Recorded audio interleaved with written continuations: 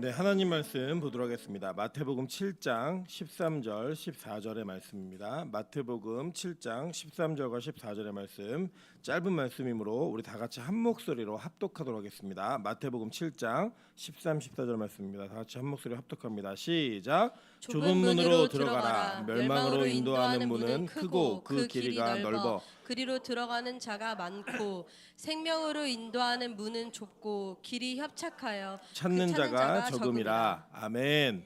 네, 우리 주변에 있는 분들에게 이렇게 한번 인사하도록 하겠습니다. 당신 때문에 살맛이 납니다. 네, 사람들마다 이제 각자 가지고 있는 이렇게 약점과 좀 연약하고 취약한 부분들이 있거든요. 저는 개인적으로 이 더위에 굉장히 취약한 사람입니다. 그래서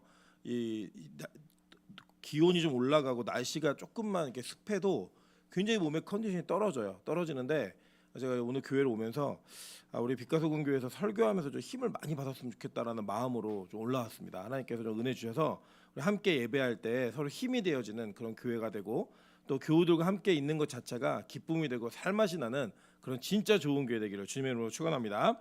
네, 오늘은 마태복음 7장 13절과 14절의 말씀을 가지고 얼마나 좁은 거야? 라는 제목으로 하나님 말씀 증거하도록 하겠습니다. 우리 지난 시간에 이 좁다라는 단어, 헬라어 스테노스라는 단어가 어떠한 의미인지를 한번 살펴보았습니다. 간략하게 요약을 드리면 이런 거예요. 우리는 기존에 좁은 문이라고 이야기하면 문 자체가 그냥 좁게 생겨서 그 문을 들어가는 게 어렵다라고 우리가 보통 이해를 했습니다. 그런데 성경은 헬라어 원어가 가지고 있는 의미는 그것과는 조금 다른 차원의 내용을 이야기하고 있습니다. 원래는 그 문 자체가 정상인 문이었는데 그 문에 무언가 장애물이 놓여져서 이 장애물로 인해 좁아진 이런 내용을 이야기할 때 이 스테노스라는 단어를 씁니다. 그러니까 우리에게 구원의 문이라고 하는 것은 문 자체가 좁아서 거기에 들어가는 인원이 제한되고 한정되는 것이 아니라 그 앞에 놓여진 장애물이 있기 때문에 그 문을 들어가는 게 너무 힘들다라는 거예요. 근데 그 장애물이 바로 뭐냐? 그 장애물의 실체는 바로 예수였습니다. 왜냐하면 이 당시에 모든 사람들은 자신이 태어날 때부터 구원받은 백성으로 생각을 했고 그 구원에 유지되어지기 위하여 율법을 지키는 것을 통해 내가 구원받은 백성임을 증명했던 거예요. 그래서 그들은 자신의 열심과 노력이 자신이 획득한 구원을 유지시켜준다라고 믿었습니다. 그랬던 그들에게 오직 예수 외에는 너희들에게 아무것도 의가 될 수 없고 그 예수 외에는 어떤 것도 너에게 구원의 근거가 될 수 없다라고 얘기하는 것은 그동안 우리가 해왔던 모든 것들을 수포로 돌리는 듯한 이야기이고 실제 그렇습니다. 여러분이 열심히 예배드렸던 거, 열심히 헌금하고 봉사하며 주님 앞에 나왔던 모든 것들이 아무 의미가 없다라는 거예요. 왜 그러냐면 그것 자체는 우리에게 우리 자신의 의를 증명할 수 있는 근거가 되지 않는다라는 겁니다. 그러면 이제 가끔 이런 거 오해하시면 그럼 기도도 하지 말고 예배도 드리지 말고 마음대로 살아야겠다라는 분들도 계시는 것 같아요. 근데 여러분 진짜 예수 그리스도의 의를 덧입은 은혜를 입은 사람은 그렇게 살 수 없다는 게 성경이에요. 그러니까 사는 게 뭐냐면 어떤 대가나 무언가의 기대감을 가지고 내가 한 것에 대한 보상을 받기 위해 신앙생활을 하는 것은 그거는 신앙이 아니라 종교생활을 하는 겁니다. 인본적인. 그러니까 뭐 예를 들면 우리 이럴 수 있잖아요. 뭐 시집 못 가고 결혼 못한 형제가 자매와 형제가 예배를 열심히 드리면 반드시 시집 가게 좀 있습니다라고 얘기하면서 하나님 내 1년 동안 예배 한 번도 안 빠질 테니 꼭 장가가게 해주세요. 꼭 시집 가게 해주세요라고 하는 경우가 있어요, 없어요? 여러분이 그랬다는 게 아니라 그런 경우가 있죠. 그죠? 이게 뭐 시집과 뭐 결혼 이야기를 우리가 주로 한 예로 삼았지만 우리 안에는 예배를 드리면서 예배를 잘 드리고 나면 어떠한 보상이 주어질 거라고 생각하는 마음이 우리는 있다라는 거예요.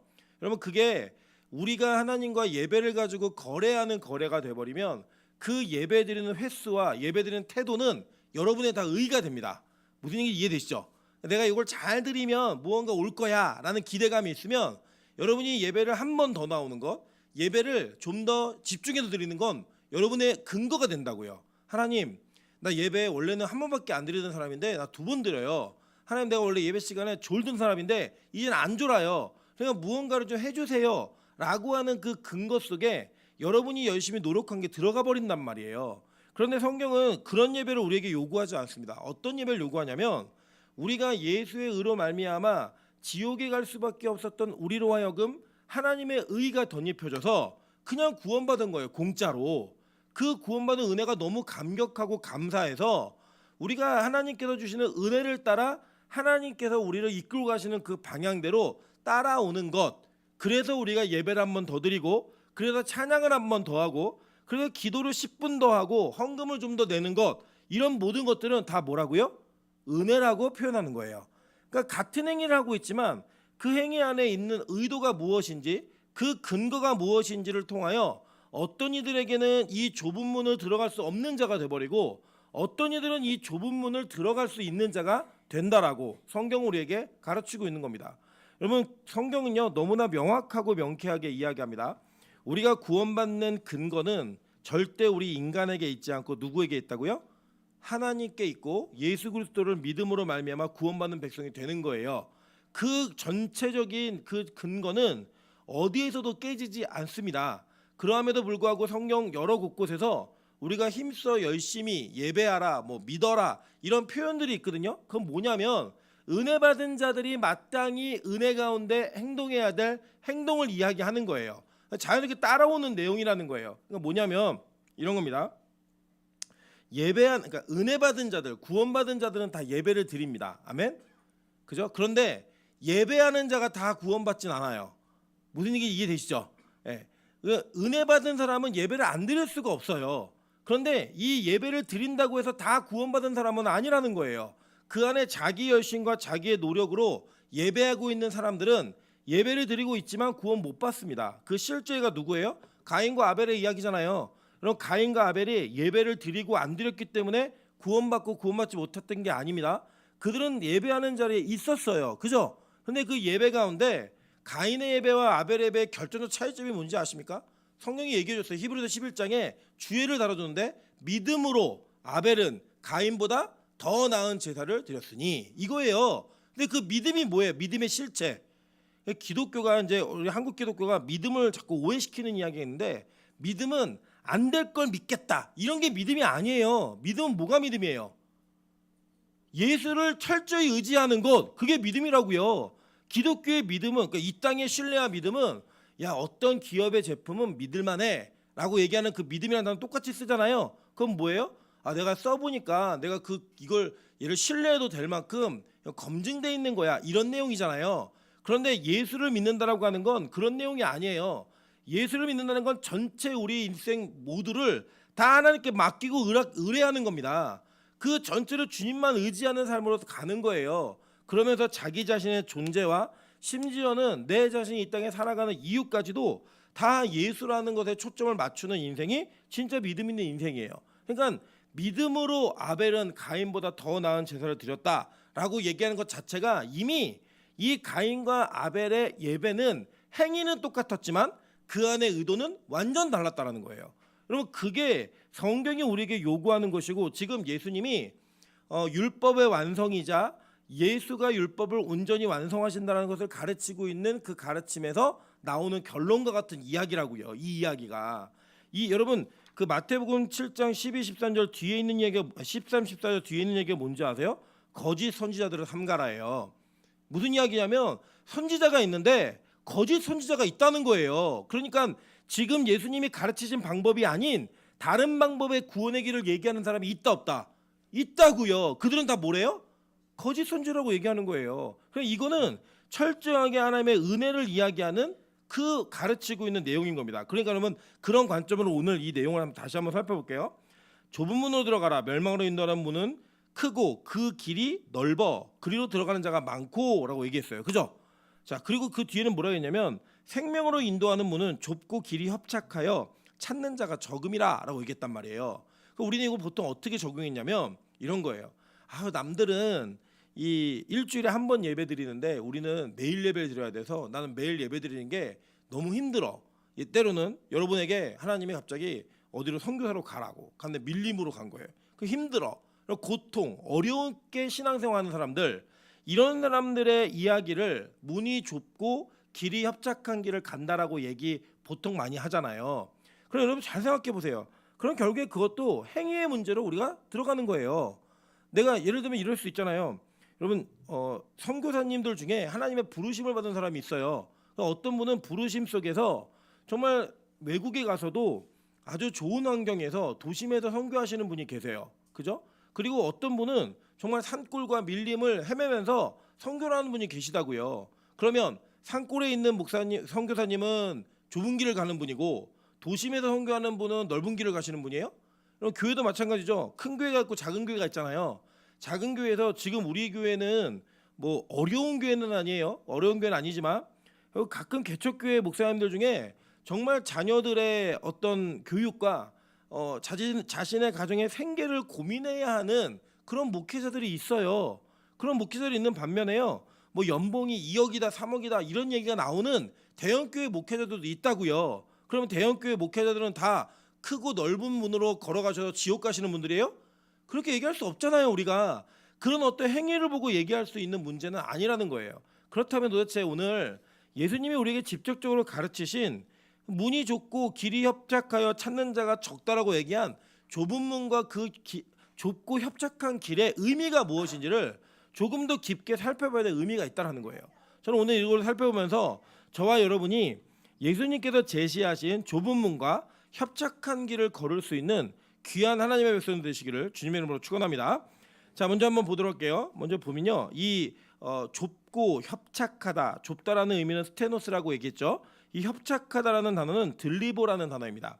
이 단어의 뜻이 뭐냐면 누르다, 제한되고 좁은, 괴롭히다라는 뜻이에요.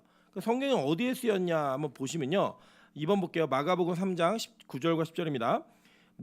예수께서 무리가 애워싸 미는 것을 막기 위하여 작은 배를 대기하도록 제자들에게 명하셨으니 이는 많은 사람을 고치셨으므로 병으로 고생하던 자들이 예수를 만지고자 하여 몰려왔음이더라라고 얘기해요. 그러니까 이 애워싸라는 단어가 들리보라는 또 동일한 단어예요. 그러니까 여러분 가끔 이렇게 막 밀리고 밀고 하는 거 경험해 보신 적 있으신가요? 저는 이 사태를 언제 경험했었냐면 뭐 이게 학교가 뭐 주최해서 간 거니까 예전에 제가 학부 생활을 할 때 동작구청에서 저희 학교 가운데로 길을 낸다라는 도로 계획을 발표했어요.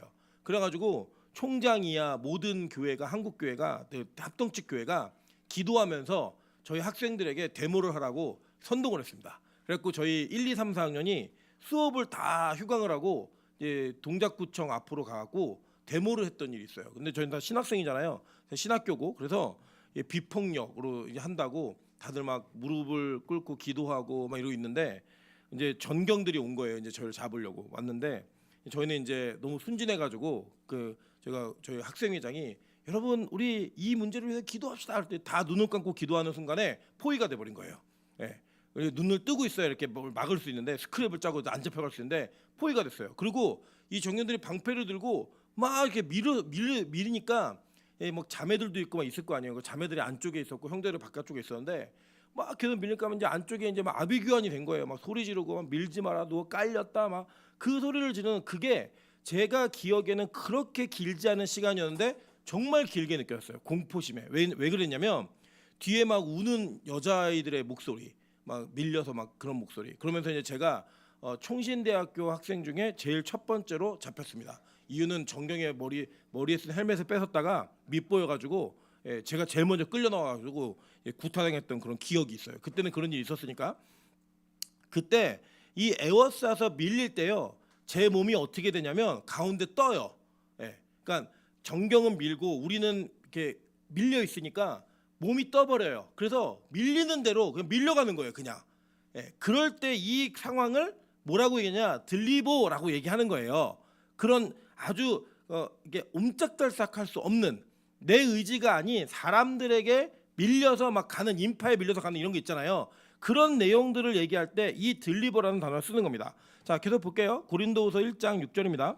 우리가 환난 당하는 것도 너희가 위로와 구원을 받게 하려는 것이요 우리가 위로를 받는 것도 너희가 위로를 받게 하려는 것이니 이 위로가 너희 속에 역사하여 우리가 받는 것 같은 고난을 너희도 견디게 하느니라 라고 얘기했어요. 이 환난이라는, 환난 당하는 것, 이 단어가 들리보예요. 그러니까 곧 누르다, 제한되다, 괴롭히다 이런 거에 대한 어떤 그 외부로부터의 힘에 의해 내가 제약을 받고 어려워지는 것, 이게 뭐예요? 들리보라고 성경단어 쓰고 있는 거예요. 마찬가지입니다. 데살로니가후서 1장 7절부터 9절입니다. 환난을 받는 너희에게는, 이 환난을 받는이란 단어가 들리보예요. 히브리서 11장 36절부터 40절입니다. 또 어떤 이들은 조롱과 채찍질뿐 아니라 결박과 옥에 갇히는 시련도 받았으며 돌로 치는 것과 톱으로 켜는 것과 시험과 칼로 죽임을 당하고 양과 염소의 가죽을 입고 유리하며 궁핍과 환난과 학대를 받았으니 라고 얘기하는 이 환난이라는 단어가 들리보라는 단어예요. 자, 그러니까 여러분 이 단어들을 쭉 보시면 이 단어들이 우리에게 의미하는 것이 어떤 의미인지로 좀 이해가 되시죠? 이 협착하다라는 의미가 무엇인지. 좁다라고 하는 것은 장애물이 있어서 좁아진 거예요. 그죠? 예수라는 장애물이 있어서 그 길이 좁아졌어요. 그래서 그 길을 따라가고 그 길에 밀려가는데 그 길 자체가 사람이 찾기 힘든 길이라는 거예요. 편하지 않기 때문에 뭐 이게 우리의 육신의 불편함과 안위가 없기 때문이 아니고요. 이 길 자체가 어렵고 힘든 길인데 왜 힘든지를 이 헬라어로 통해 예수님은 설명하고자 했던 거예요. 우리에게 이 왜 어떤 길인가. 자, 그러면 성경이 말하는 그 길은 무엇인가? 성경은요 이 길을요 우리가 생각하는 것보다 훨씬 더 구체적으로 이야기했습니다. 이게 철학적 개념이 아니에요. 실제적 개념이에요. 자, 그 개념이 뭔지 한번 볼게요. 창세기 3장 22절부터 24절입니다. 여호와 하나님이 이르시되 보라 이 사람이 선악을 아는 일에 우리 중 하나같이 되었으니 그가 그의 손을 들어 생명나무 열매도 따먹고 영생할까 하노라 하시고 여호와 하나님이 에덴 동산에서 그를 내보내어 그의 근원이 된 땅을 갈게 하시니라. 이같이 하나님이 그 사람을 쫓아내시고 에덴 동산 동쪽의 그룹들과 두루 도는 불칼을 두어 생명나무 길을 지키게 하시니라 라고 얘기할 때 이 길, 바로 그 길이 이 지금 예수님께서 얘기하시는 전체적인 길의 대표성을 가지고 우리에게 주어진 실제 길이라는 거예요. 어떤 사람들은 이 창세기의 이야기를 마치 철학적인 하나의 상징이다라고 얘기하지만 저희는 그렇게 믿지 않습니다. 저희는 어떻게 믿냐면 이 창세기에 나타난 모든 사건은 실제 있었던 일이라고 믿어요. 그걸 믿기 때문에 이 실제 있었던 길이 이 하나님이 불칼과 천사를 통해 막아버리신 거예요. 갈 수 없게 만드셨다고요. 그게 바로 갈 수 없게 만든 길이 생명나무로 가는 길을 갈 수 없게 만드셨어요. 생명나무 열매는 어떤 역할을 하는 거였죠? 우리에게 영원한 생명을 약속하는 거예요. 영어로 뭐 이터널 라이프래요. 그냥 우리 영원히 사는 거예요, 진짜로. 그 영원히 사는 것이 막혔어요. 뭐 때문에요? 선악을 하는 나무를 따먹었기 때문에. 왜 막으셨을까요? 여러분 이 길이 막힌 거는 하나님이 많은 분들이 이렇게 오해하시더라고요. 우리 죄를 지어갖고 하나님 벌 준 거래요. 아니에요. 하나님은 그런 분이 아니시라고요. 하나님이 죄를 지었기 때문에 벌을 주신 게 아니라 죄된 상태에서 영원히 살까봐 그 길을 막아버리신 거예요. 여러분 우리의 인간의 최종적인 상태는요 다 영원히 살게 되어 있습니다. 지옥 가는 백성도 영원히 살고 천국 가는 백성도 영원히 살아요. 근데 그 영원히 사는 것에 지옥 가면서 영원히 사는 것은 사는 게 아니기 때문에 죽음이라고 표현하는 거지 실제로는 영원히 존재한다고요. 그러니까 죄된 상태에서 영원히 사는 것은 어떤 상태예요? 지옥에 있는 상태라고요. 하나님은 선악과를 따먹은 아담과 하와가 그의 후손들이 죄된 상태에서 영원히 사는 것을 금지시키신 거예요. 그렇게 못하도록 막아버리신 거라고요. 그래서 이 길은 우리가 죄된 우리 인간으로서는 열 수 없는 길이 돼버린 거예요. 갈 수 없는 길.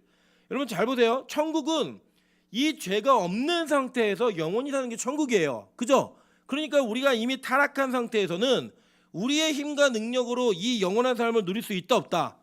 없다고요. 성경은 아예 금지시켜놨어요. 오히려 하나님은 하나님의 백성들, 특별히 구원받은 백성들이 자신의 열심과 노력으로 이 길을 들어가서 선악과를 따먹고 죄된 상태에서 생명나무를 따먹고 영원히 살까봐 하나님 그걸 막아놓으신 거라고요. 그러니까 이 금지는 하나님의 사랑인 거예요. 여러분 제가 이제 아이 둘을 키우는데 이 두 아이가 살아가면서 지금 먹을 수 있는 먹음에 대한 이 종류가 제한되어 있어요. 못 먹는 게 있다고요. 어리기 때문에. 찬수는 매운 거를 이제 먹으면서 그 매운 거를 자랑하는 그 시기예요. 그래서 자기들끼리 모이면 1학년, 2학년, 3학년이 나 불닭볶음면 먹을 줄 알아. 막 그러면 우와 막 놀래고 되게 좋아해요. 그래서 찬수는 항상 너 매운 거 먹을 줄 알아? 그럼 뭐라고 얘기하냐면 나 비빔면도 먹은 사람이야 이렇게 얘기해요. 그 대단한 자랑인 거예요 자기에게.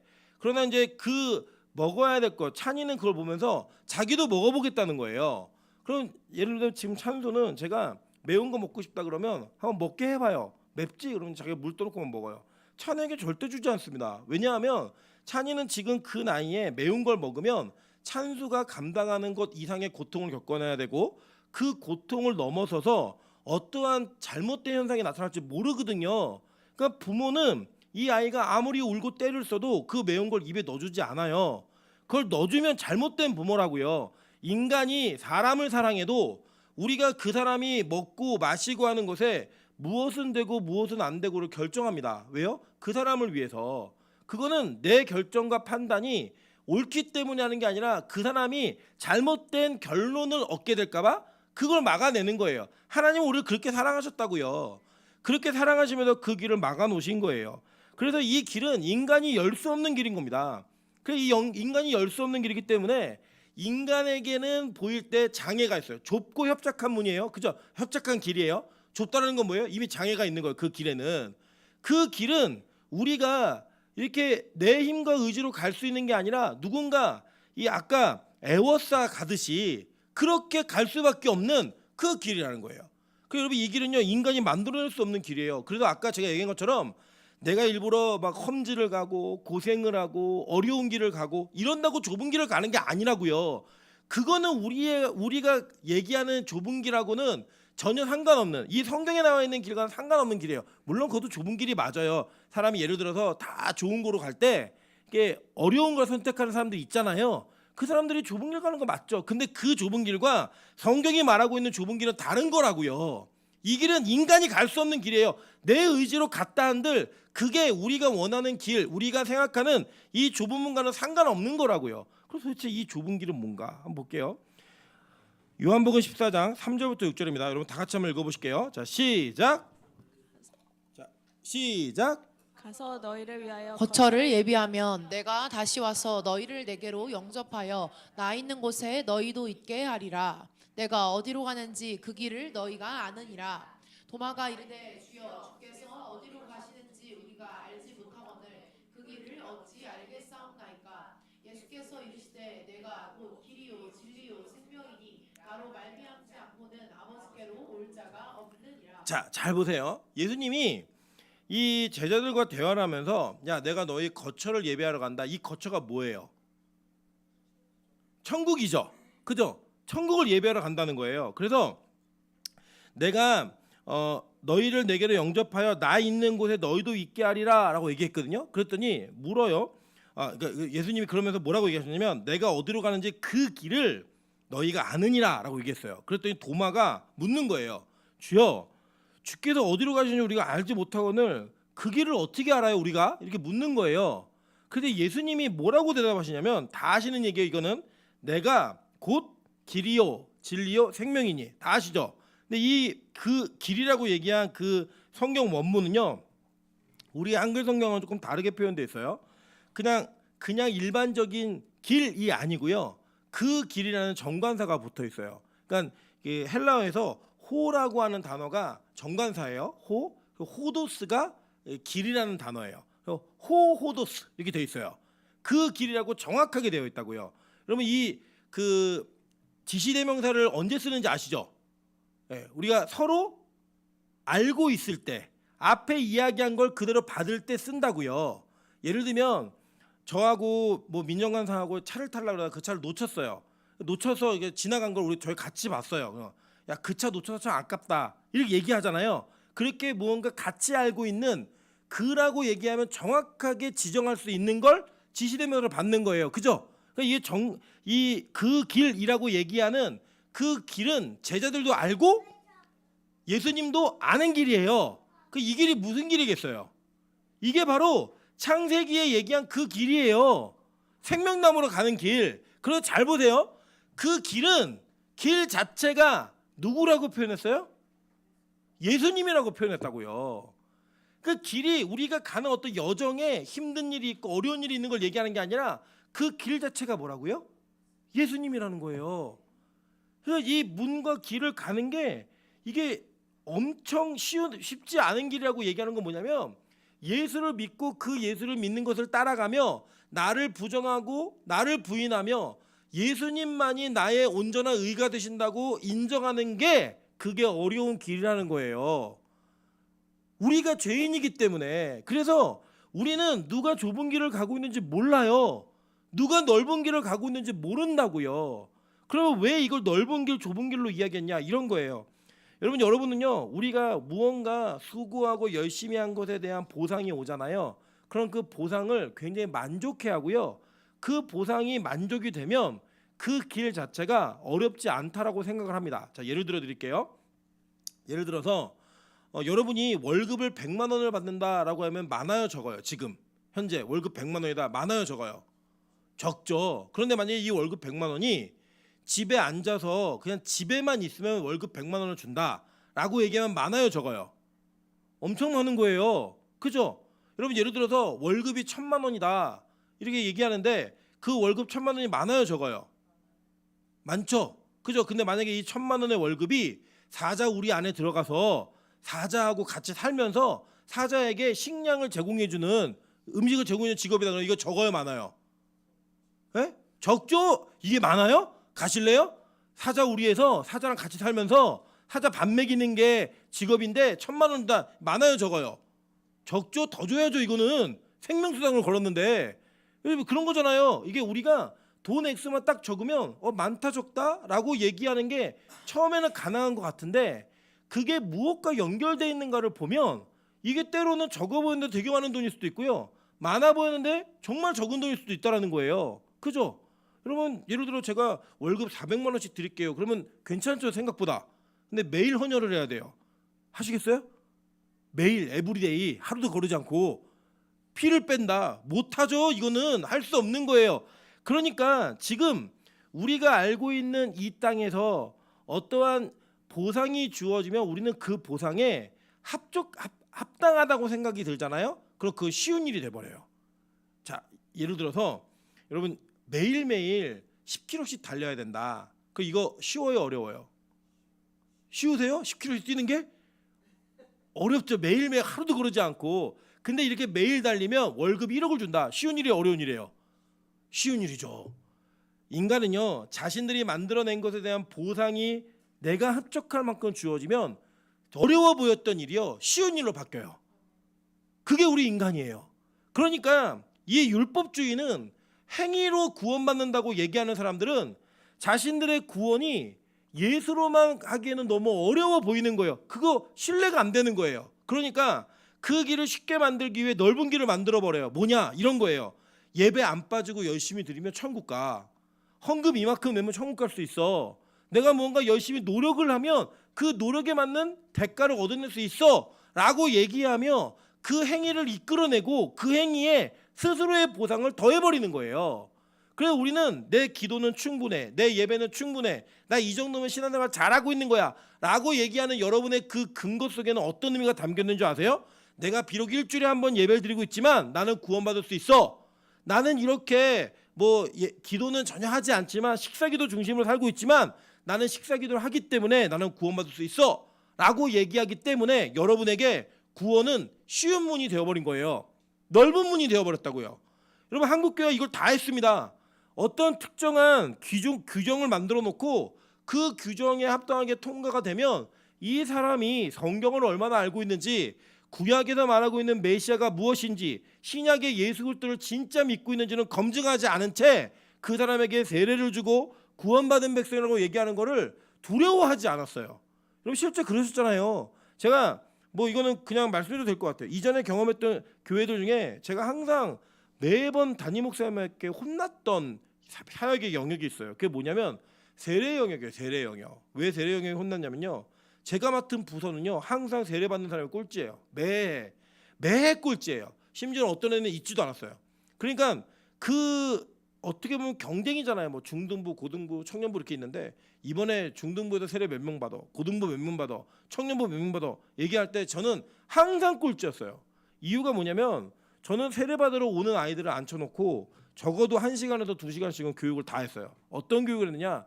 진짜 너희가 성경에서 말하는 예수를 믿고 있는가에 대한 부분을 질문하고 도전하고, 그리고 그것을 믿고 있는지에 대한 확인을 수도 없이 반복적으로 했습니다. 그랬더니 어떤 현상이 벌어졌냐면 많은 세례받기를 원해서 왔던 친구들이 다 심히 근심하며 떠나갔어요. 자기들의 고백과 신앙은 성경이 말하는 신앙과 다르다는 거예요. 왜 왔냐고 물어보면 엄마가 가라고 그래서 왔어요. 뭐 리더가 추천해서 왔어요. 이렇게 다 추천돼서 온 아이들을 제가 다 돌려보냈어요. 항상 혼났지만 저는 그렇게 혼나면서도 그것에 대한 것은 철저하게 다시 회복해야 된다는 제 안에 의지가 있었어요. 앞으로도 저는 우리 교회도 그렇게 할 거예요. 이유가 뭐냐면요, 이 길은 예수 자체이고 그 예수 자체를 믿어야지만 갈 수 있는 길이기 때문에, 그 예수의 은혜 때문에만 갈 수 있는 길이기 때문에 우리의 열심과 노력으로 무언가 포함되어지고 나의 공로가 되어지고 훈장처럼 달 수 있는 것이 되어지면 그건 이미 좁은 길이 아니에요. 이미 넓은 길이에요. 여러분, 이게 여러분에게 어려우신 이야기일 수도 있어요. 왜냐하면 그럼 교회가 도대체 기준이 뭔가, 어떻게 기준을 삼아야 되지? 그 기준은 상당히 어려워요. 이게 진짜 믿는지 진짜 안 믿는지 우리 다 몰라요. 저는 물론 세례를 받았다고 다 천국 가고 세례를 못 받았다고 다 지옥 간다고 생각하지는 않습니다. 그러나 이 세례 자체는 진짜 믿음이 있는 사람에게만 주어지는 특권이어야만 하고, 적어도 수차례 수없이 많이 검증하고 도전하고 다시 점검해야지만 확인할 수 있는 그 내용이라고 좀 믿기 때문에 이 세례에 대한 요건을 조금 더 강화하고 이 세례에 대한 검증을 조금 더 철저하게 성경을 중심으로 하는 일은 전 절대로 잘못됐다라고 생각하지 않습니다. 그래서 이전에 여러분이 어떻게 어떤 방식으로 어떤 과정을 통해 세례받았는지 전 잘 모릅니다. 그러나 앞으로 우리 빛가서공교회에서는 주어지는 세례는 반드시 이 검증을 거쳐야만 세례를 줄 겁니다. 왜냐? 그래야지만 그 길 자체를 걸을 수 있고 그 길을 따라갈 수 있는 좁고 협착한 길의 주인공이 될 수 있다라는 거예요. 여러분, 성경을 보면요, 놀라운 이야기가 하나 있어요. 뭐냐면 생명으로 인도하는 문은 좁고 길이 협착하여 찾는 자가 적음이라라고 얘기했습니다. 이거 무슨 얘기예요? 너무 두려운 이야기인데 구원받는 자가 적다는 거예요, 많다는 거예요? 적다는 거예요. 이건 다른 논쟁의 여지가 없어요. 적다는 거예요. 근데 우리는 너무 쉽게 구원을 확증한다는 거예요. 내 남편이, 내 아내가, 내 자녀가, 우리 부모가 어떻게 신앙생활하고 있고 무엇을 근거로 신앙생활하고 있는지 모르면서도 세례받았다는 거 하나, 주일날 빠지지 않는 거 하나, 이런 내용 근거로 하여 그가 가진 직분이 뭐라는 거 하나, 이것 때문에 우리는 그들의 구원을 너무 쉽게 확증해 버린다는 거예요. 여러분, 바울도 자기 자신이 이 복음에서 떨어질까봐 자기 자신을 매일 쳐서 복종하기 위해서 노력했어요. 그럼 뭐예요? 바울에게 구원의 확신이 있었어요, 없었어요? 그 있었지만 그의 구원의 확신은 어떤 일이 있어도 흔들리지 않는 구원의 확신이 아니었다고요. 그 은혜가 나로 하여금 떨어질까봐, 율법주의를 경계했던 것만큼 그 율법주의가 내 안에 있을까봐 철저하게 자기 자신을 경계하며 그 자기 자신의 신앙을 점검하며 갔다고요. 내가 예수를 정말 나의 온전한 구주로 믿고 있는가? 나의 의가 오로지 예수 그리스도만으로 가능한가? 이것을 고민하며 달려갔던 인생의 길에 그는 좁은 길을 걸었다라고 고백할 수 있었다는 거예요. 그래서 그 얘기합니다. 나의 달려갈 길을 마치고 얘기하잖아요. 그 길이 뭐겠어요? 예수 자체라고요. 그래서 여러분, 이 길은요, 그냥 우리가 나 어려운 길 갈래, 나 힘든 길, 작은 교회, 뭐 어려운 험지, 이런 게 아니라고요. 오직 예수, 그 가치 하나를 온전하게 인정하는 거예요. 그리고 그 길로 하여금 다른 길을 가지 않기 위해 노력하는 거라고요. 그러나 저도 여러분도 이런 예수를 온전히 인정하기에는 너무나 우리 자신의 의가 앞서는 사람들이에요. 그게 인정받지 못하면 너무나 괴롭고 힘든 사람들이라고요. 여러분, 예수님께서는 이 길, 즉 우리가 얘기하고 있는 협착한 길, 들리보라는 들리보 호도스가 무엇이었는지를 성경을 통해 보여줍니다. 한번 볼게요. 마가복음 15장 37절부터 38절입니다. 예수께서 큰 소리를 지르시고 운명하시다. 이에 성소 휘장이 위로부터 아래까지 찢어져 둘이 되니라. 그러면서 뭐가 열려버려요? 길이 열렸어요. 잘 보세요. 근데 미가서에 이게 예언되어 있는데 미가서 2장 13절입니다. 길을 여는 자가 그들을 앞에 올라가고 그들은 길을 열어 성문에 이르러서는 그리로 나아갈 것이며 그들의 왕이 앞서가며 여호와께서는 선두로 가시리라. 이게 길을 여는 자가 있다는 거예요. 그게 누구였어요? 예수였잖아요. 그리고 예수를 따라가는 자들인 거예요. 히브리서 10장 19절부터 20절에 이렇게 얘기해요. 그러므로 형제들아, 우리가 예수의 피를 힘입어 성소에 들어갈 담력을 얻었나니 그 길, 그 호도스의 호호도스, 그 길은 우리를 위하여 휘장 가운데로 열어놓으신 새로운 살 길이요 휘장은 곧 그의 육체니라. 육체에 찢었다는 거예요. 그러니까 왜 이 길이 협착한데 이 협착한 길이 제한되고 좁은 괴로운 환난 이런 단어 쓰였는지 아시겠죠? 우리가 갔기 때문에 환난의 길이 아니에요. 내가 고생하니까 어려운 길이 아니라고요. 예수님이 그 가신 길 자체가 어떤 길이에요? 찢어지고 찢기고 이런 길이라고요. 여러분 한번 이렇게 생각해 보시면 될 것 같아요. 그 당시에 이 유대인들에게 나무에 달려 죽은 자가 메시아가 된다라고 하는 건 모욕이었습니다. 모욕인 것이었다고요. 여러분 한번 생각해 보실까요? 우리 시대에 만약에 사형당한 죄수가 정말 이 사형당한 죄수를 통해 우리가 구원받으니까 그를 믿어야 된다라고 얘기를 하면 그 믿어지시겠어요? 쉽게? 안 믿어지잖아요. 여러분 유대인들이 기다렸던 왕은 어떤 왕이었냐면 그들의 메시아는 자기들의 국가를 정치적, 군사적, 경제적으로 독립시켜주고 다윗과 같은 위대한 나라를 이 땅에 건설하는 왕이 메시아였다고요. 그 메시아를 기다렸어요. 누누이. 그런데 갑자기 나타난 메시아가 누구냐? 목수의 아들이에요. 아무것도 할 수 없고 정치적 관심 없어요. 뭐 우리를 부자로 만들 이거 관심 없어요. 오로지 그분은 우리의 살 길을 열어놓으시는 것에 올인하신 분이에요. 그래서 우리의 그 자신의 육체를 찢어서 그 자신의 육체를 드림으로 말미암아 흘려진 피로 휘장을 위부터 아래까지 찢어버린 거예요. 그 길을 내셨다고요. 그분을 그리스도라고 믿는 그들을 당시의 모든 유대인들은 다 이단이라 그랬어요. 야, 니네 쓸데없이 이상한 사람 믿지 마.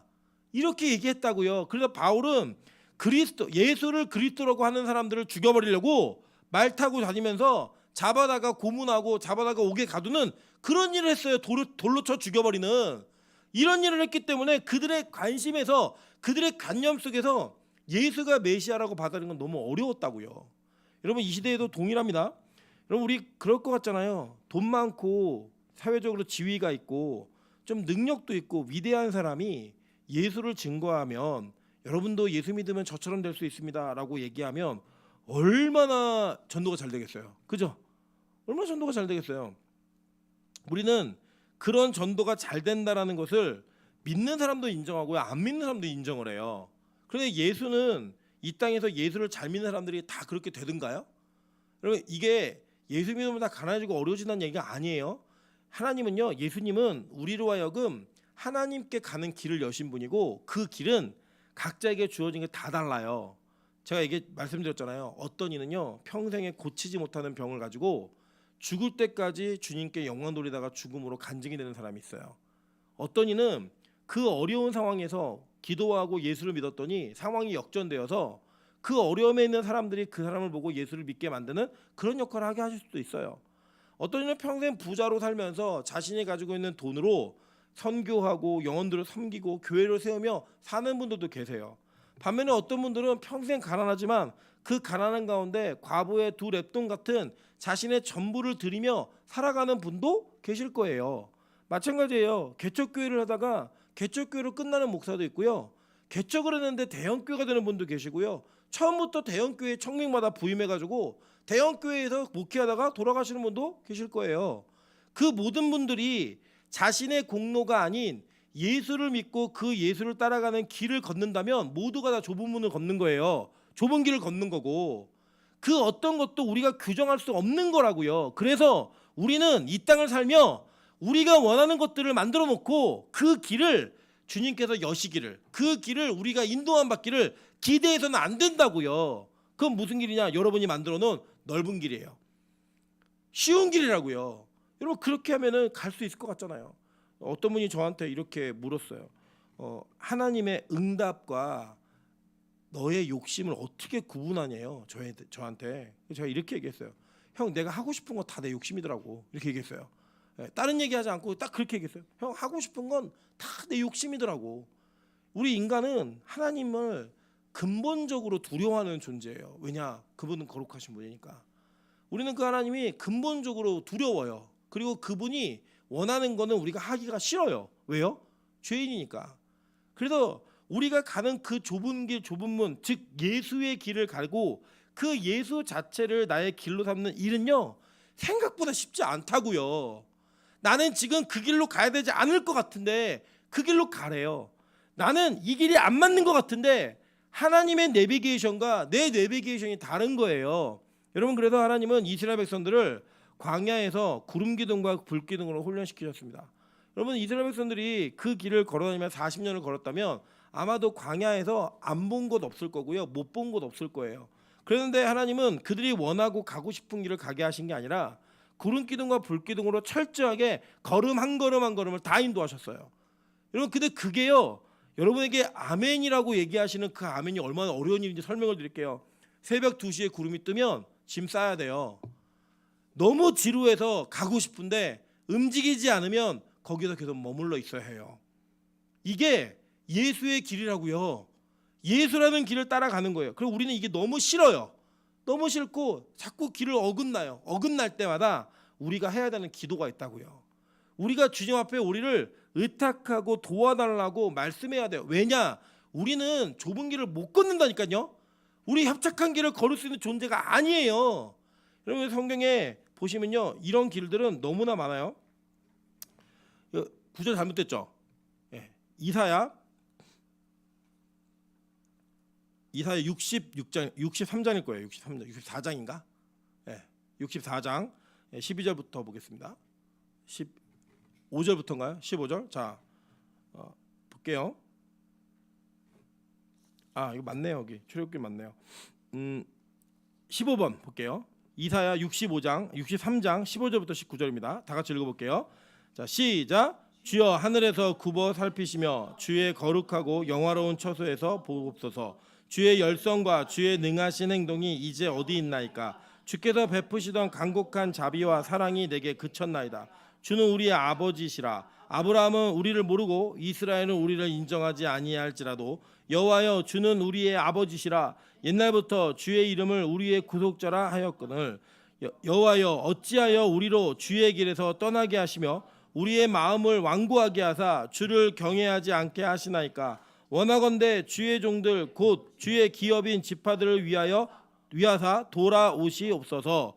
주의 거룩한 백성이 땅을 차지한 지 오래지 아니하여서 우리의 원수가 주의 성소를 유린하였사오니 우리는 주의 다스림을 받지 못하는 자 같으며 주의 이름으로 일컬음을 받지 못하는 자 같이 되었나이다 라고 얘기해요.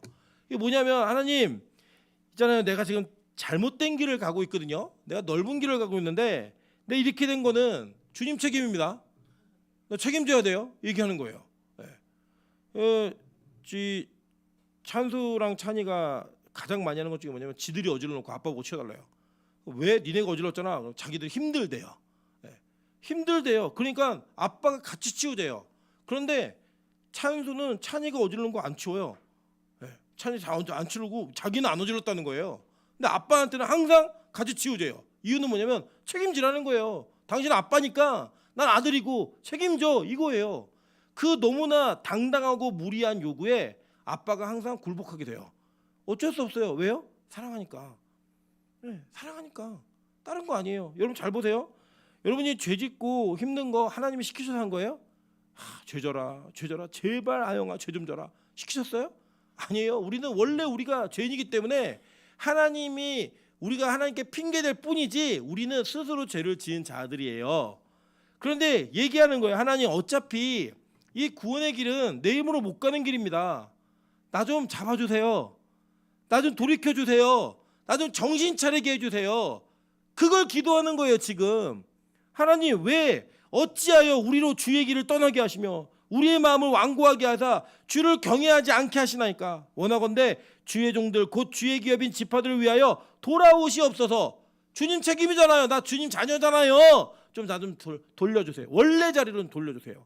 이거 하는 거예요 지금. 여러분, 그래서 우리가 이런 겁니다.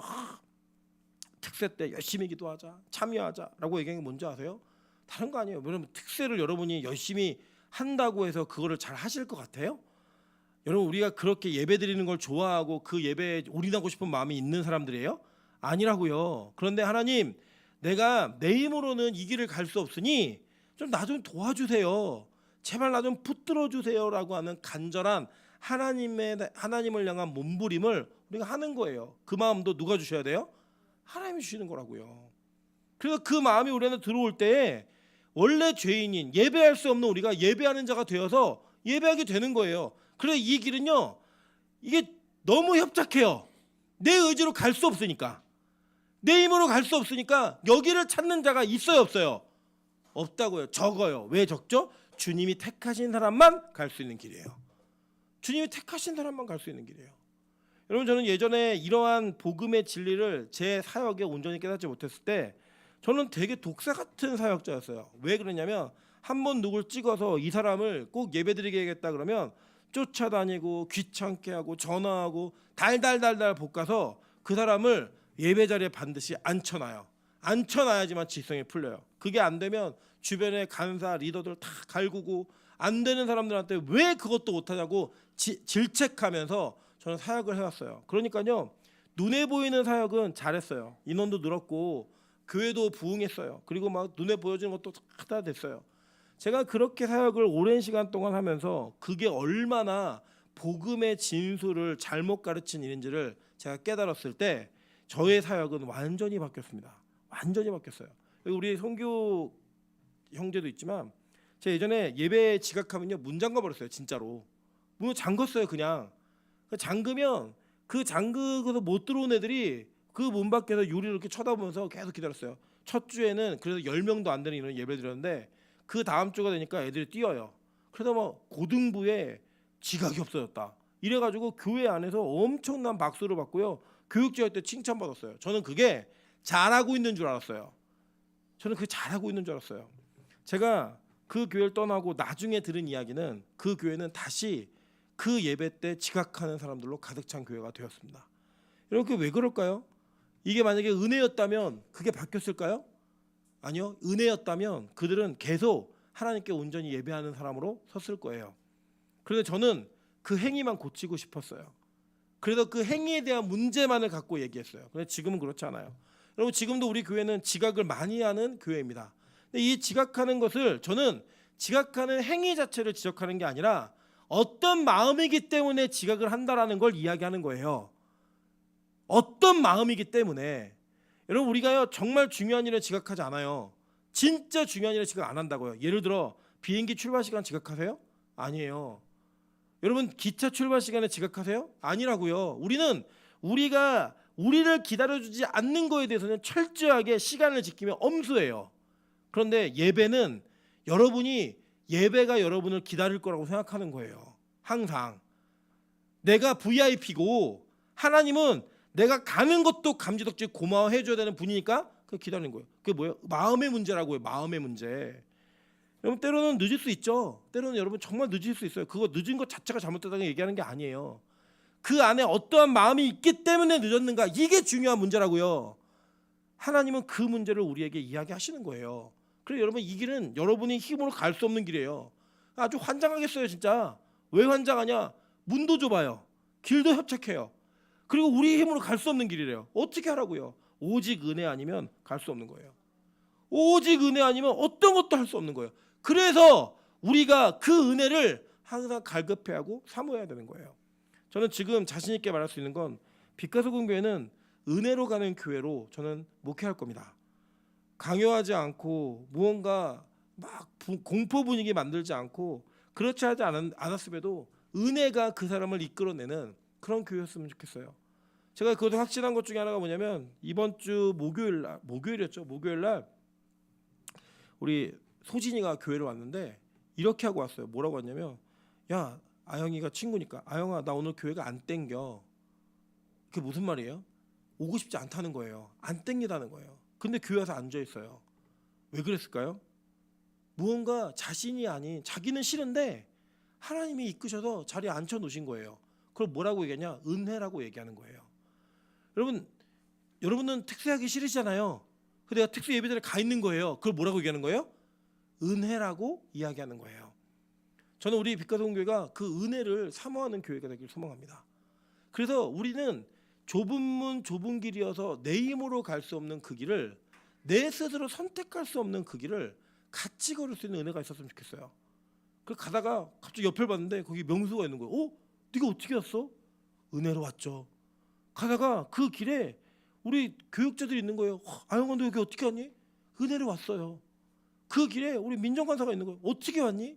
은혜로 왔어요. 목사님 여기 어떻게 오셨어요? 은혜로 왔지. 나는 여기 올 수 있는 사람이 아니야.